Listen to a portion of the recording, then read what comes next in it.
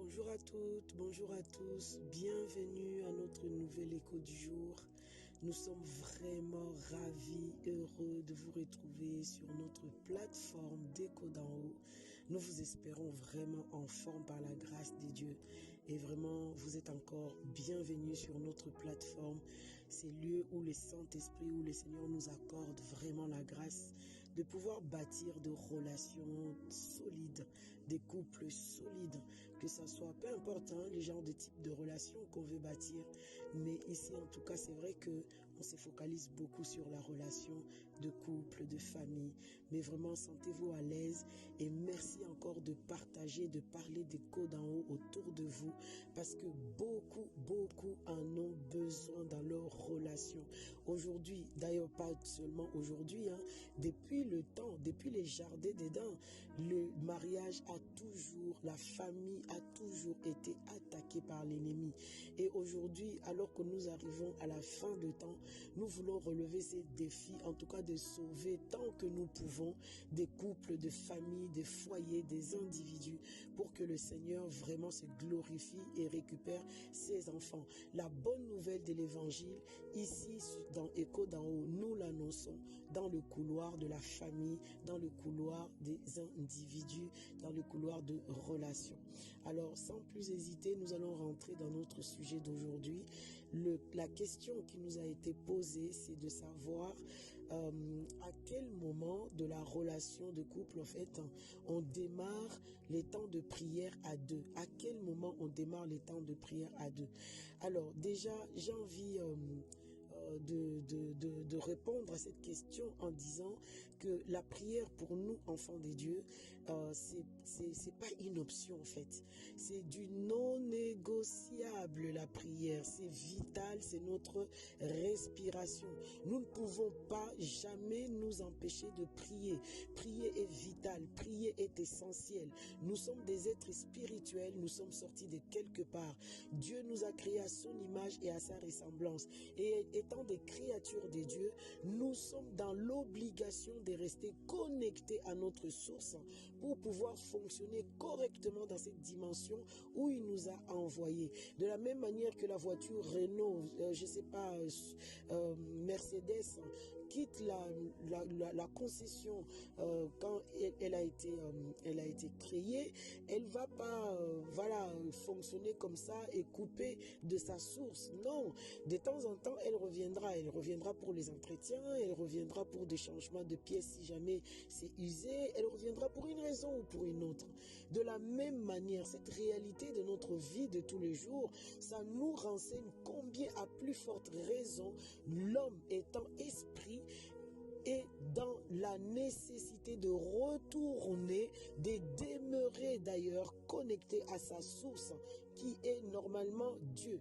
Parce que vous avez compris que dans le monde spirituel, il n'y a pas que Dieu. Il y a aussi l'autre camp, l'ennemi des dieux.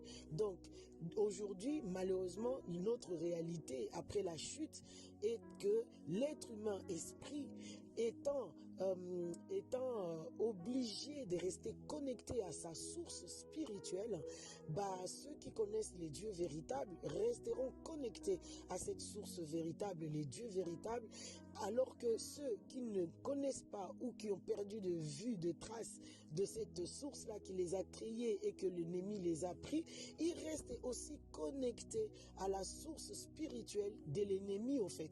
C'est pour ça la prière au fait, la prière c'est une respiration, vous voyez, et la respiration, quand tu respires, tu réfléchis même pas que je suis en train de respirer.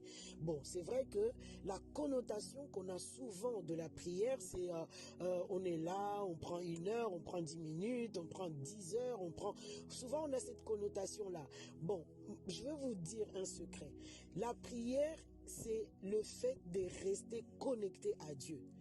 Et il y a plusieurs variantes de prière. Et en quelque sorte, dans tous ces packages, on va dire que on est dans dans l'esprit de prière, ou encore dans la dimension, au fait, c'est ta vie normale. Tu restes, tes pensées sont connectées à Dieu, ta réflexion est connectée à Dieu, tu parles à Dieu tout le temps. La prière, c'est communier avec Dieu, c'est demeurer dans la présence de Dieu. Et c'est comme une respiration, c'est en continu. La Bible nous dira prier sans cesse. Donc, c'est en continu, c'est une respiration. Et tu réfléchis pas, tu demeures. Et quand tu dis que je prends un temps de prière dans la vie de tous les jours, tu vois, quand tu respires, tu ne réfléchis pas. Mais lorsque tu te mets à courir, par exemple, là, tu te rends compte que, oh là là, j'ai besoin de l'oxygène, j'ai besoin... C'est ça, au fait. Quand tu prends des temps de prière, par exemple, tu dis, je vais aller prier, je vais mettre 2 heures de prière, ou je ne sais pas, ça ressemble un peu dans la vie de tous les jours, lorsque tu t'arrêtes lorsque tu cours, en fait. Là, tu sens que tu es en train de courir et que tu sollicites ta respiration. Dans la vie de prière, c'est pareil. Quand tu prends un temps de prière, tu sens que tu es en train de prier. Mais en temps normal, la prière, elle est silencieuse, elle est normale, quoi, comme la respiration.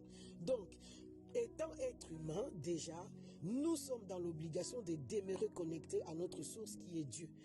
Bon, ceux qui ne connaissent pas Dieu, ils sont connectés aussi en permanence à une autre source. Mais nous, c'est pas notre propos.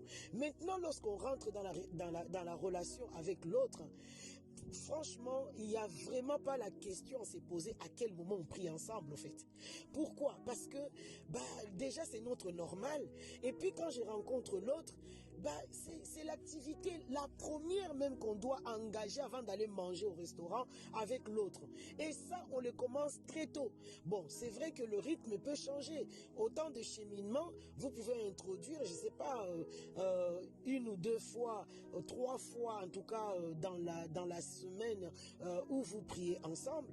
Mais vraiment, en temps normal, vous devez arriver à un rythme où vous priez tous les jours à 2. Pourquoi? Jésus nous dit dans la parole, dans les évangiles, que si 2 s'accordent et demandent quoi que ce soit, le Père va le faire. Pourquoi? C'est ce qu'on appelle communément la prière d'accord. La prière d'accord, c'est cette prière où nous sommes en unité, esprit, âme et corps, et nous élevons et nous prions, nous adressons à Dieu nos prières, toute forme de prière, mais dans une dimension d'unité à 2.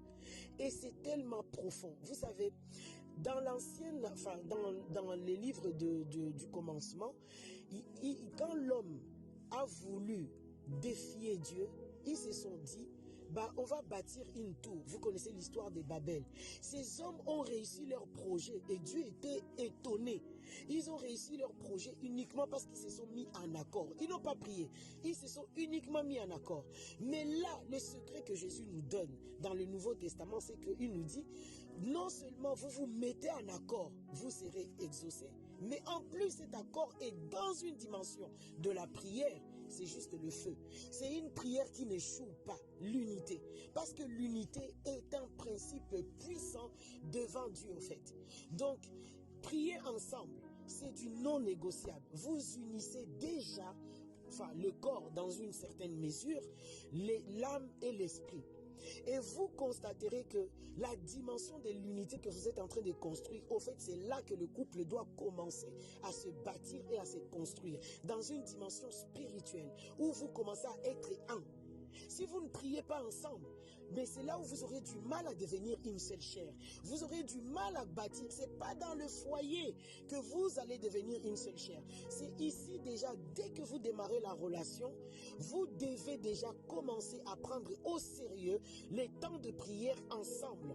Et ça, il faut le prendre au sérieux. C'est du non négociable. On ne le prend pas avec négligence. On ne prend pas juste comme ça, on a compris quelque chose. C'est pas à la légère qu'il faut prendre ça. C'est un rendez-vous à ne jamais manquer avec l'autre.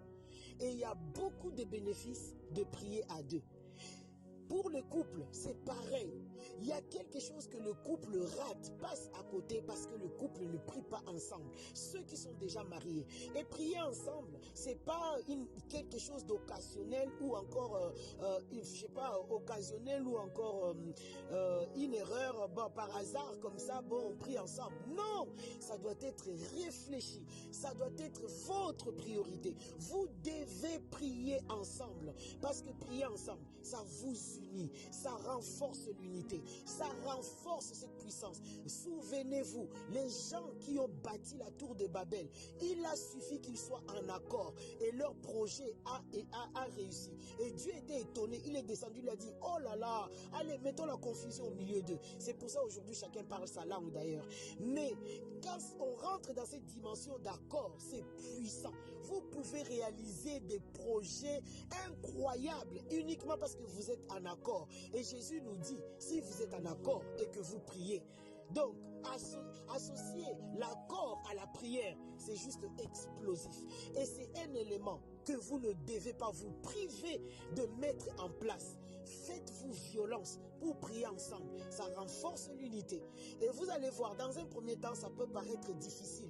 Pourquoi? Parce que vous êtes tellement séparés. Vous êtes tellement désunis. Vous critiquez tellement. Vous vous calomniez tellement que c'est compliqué de se voir à deux, prier à deux. Mes chers couples, je vous en supplie, faites-vous violence. Mourrez à vous-même et laissez Christ vivre en vous. Et vous verrez comment, par la grâce de Dieu, le Seigneur va réussir à enlever tout ce qui vous divise et à vous mettre ensemble dans la prière. Et quand vous allez vous mettre ensemble dans la prière, vous allez réussir. On nous rapporte souvent des choses comme quoi il y a des serviteurs de Dieu qui sont tombés dans l'adultère parce qu'ils ne priaient pas avec leurs épouses, mais ils priaient avec leurs secrétaires. Et plus tard, avec le temps, ils ont fini par coucher avec leurs secrétaires. Pourquoi? Parce qu'il y a eu l'unité qui s'est créée. Ça a commencé au niveau spirituel à cause de la prière et ça s'est manifesté dans la chair au niveau du corps. Donc, ne vous privez pas, privilégiez la prière d'ensemble. L'accord plus la prière dans l'unité, c'est juste une explosion. À coup sûr, vous réussirez. Que le Seigneur vous accorde la grâce, nous accorde à tous la grâce, depuis notre cheminement jusqu'à notre vie de couple établie. Que Dieu nous donne la capacité, la force de réussir à prier ensemble pour pouvoir déjouer les plans de l'ennemi. Que la grâce de Dieu et vraiment l'assistance du Saint-Esprit vous accompagne et à très très bientôt pour notre prochain écho. N'hésitez surtout pas à publier, donner cette publication à un couple qui a du mal au fait. Que la grâce de Dieu nous accompagne au nom de Jésus. Amen.